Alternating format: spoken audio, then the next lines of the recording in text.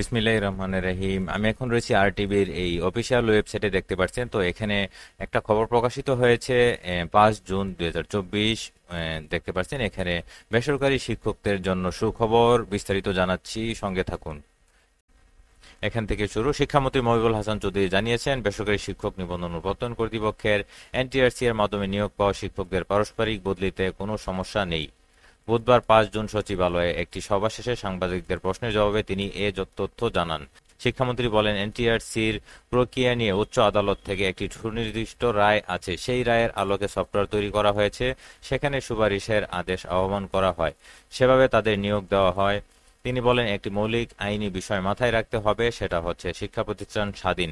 তারা সরকারের মাধ্যমে পরিচালিত কিংবা নিয়োগ দেওয়া শিক্ষক না।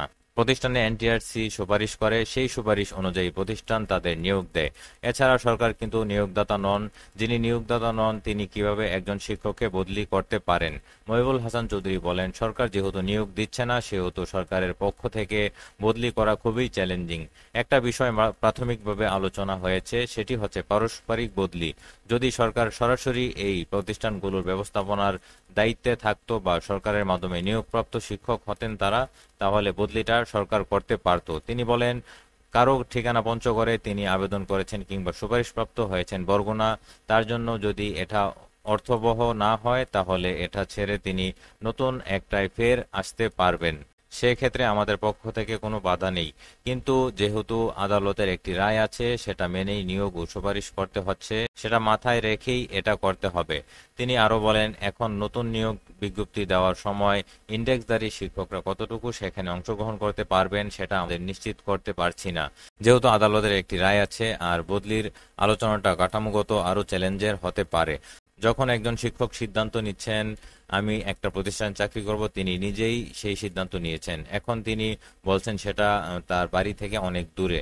মন্ত্রী বলেন, এখন যদি বলেন আমরা নিরুপায় হয়ে সেই সিদ্ধান্ত নিয়েছিলাম, সেটা অ্যাকোমোডেট করা সরকারের পক্ষে, এনটিআরসি এর পক্ষে উচ্চ আদালতের নির্দেশনা অনুসারে কতটুকু সম্ভব সেটা ভেবে দেখতে হবে।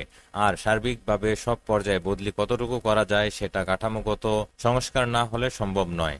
আরেকটি বিষয় হচ্ছে, প্রান্তিক পর্যায়ে মৌলিক বিষয়ে শিক্ষক থাকা নিশ্চিত করতে হবে।